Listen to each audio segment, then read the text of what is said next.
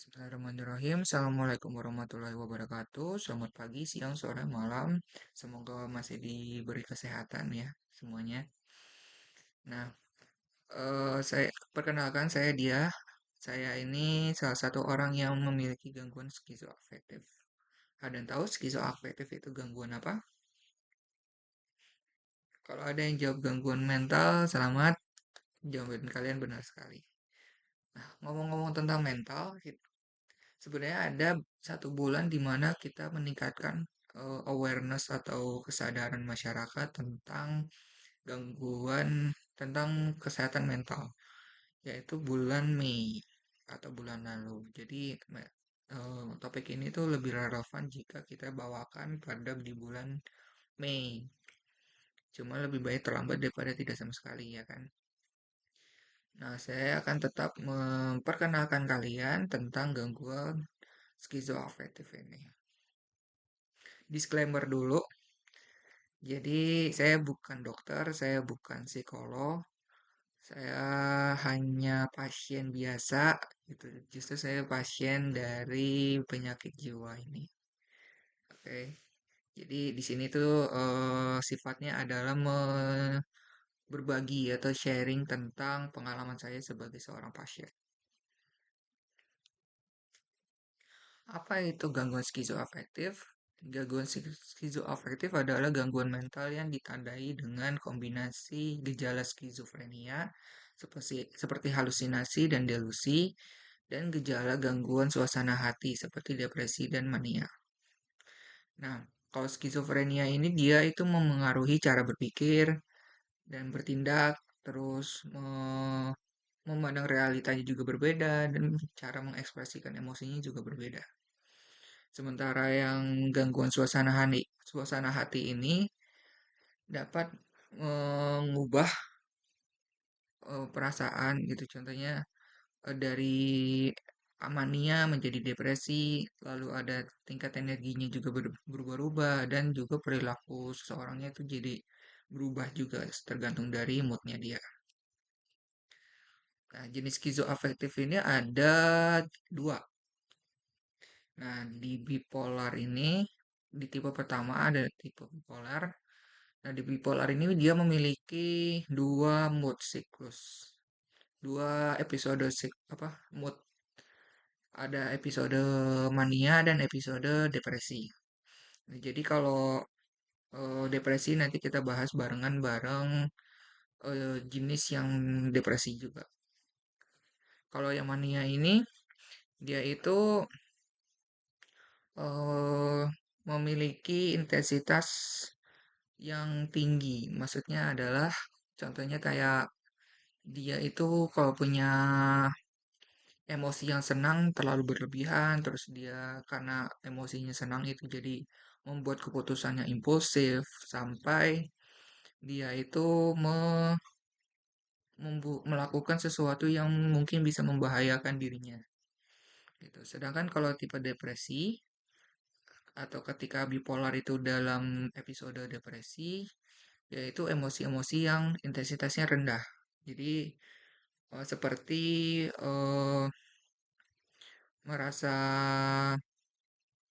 mudah stres gitu atau sedih atau merasa pesimistik dan mengganggu kegiatan sehari-hari dan bahkan sampai putus asa juga. Nah, gejala skizoafektif ini saya paling sambil sharing juga tentang pengalaman saya. Yang pertama adalah gangguan bicara dan komunikasi. Nah, ini salah satu alasan saya kenapa saya mengikuti program public speaking karena mungkin bisa menjadi terapi juga buat saya untuk menyusun apa yang ingin saya komunikasikan ke orang lain. Selanjutnya ada halusinasi. Kalau halusinasi ini kayak eh kita itu mendengar, bisa berupa mendengar, jadi pendengaran kita itu menerima sesuatu padahal nggak ada yang bicara. Lalu bisa juga dalam bentuk penglihatan. Kalau penglihatan kita melihat sesuatu padahal tidak ada. Terus juga kalau yang saya alami itu adalah penciuman. Jadi saya mencium sesuatu padahal tidak ada aroma sumber aromanya gitu. Kalau yang penglihatan itu sebenarnya ada orang yang dia itu mengatasinya dengan cara memfoto apa yang dia lihat gitu untuk memastikan bahwa dia itu beneran melihat halusinasi atau enggak gitu. Lanjut kalau yang delusi ini seperti keyakinan yang salah tentang realita. Contohnya, em, contohnya kita ini meyakini bahwa eh kita meyakini bahwa kita itu adalah utusan dari sesuatu gitu contohnya. Terus juga eh meyakini bahwa kalau tukang bakso itu adalah mata-mata gitu, mata-matanya kita. Jadi setiap ada tukang bakso lewat langsung paranoid, oh ini ada yang mau mata-matain saya nih gitu kan.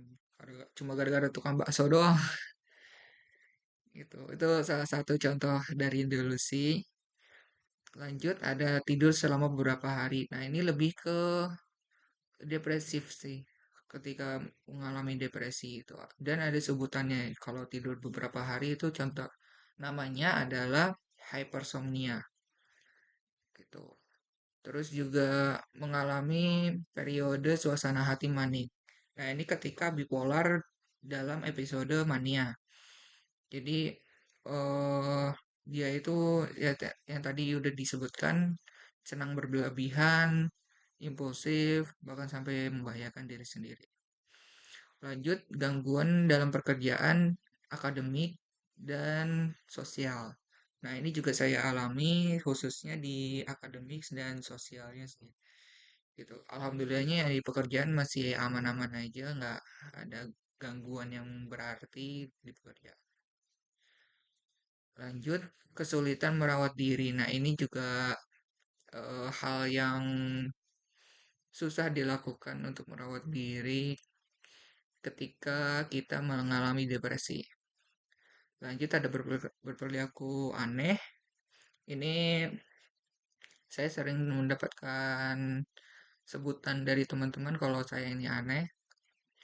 Dan terakhir adalah gejala depresi, meliputi perasaan sedih, hampa, dan tidak berharga. Nah, kalau dari tadi kan saya merasa relate karena memang saya skizoafektif gitu.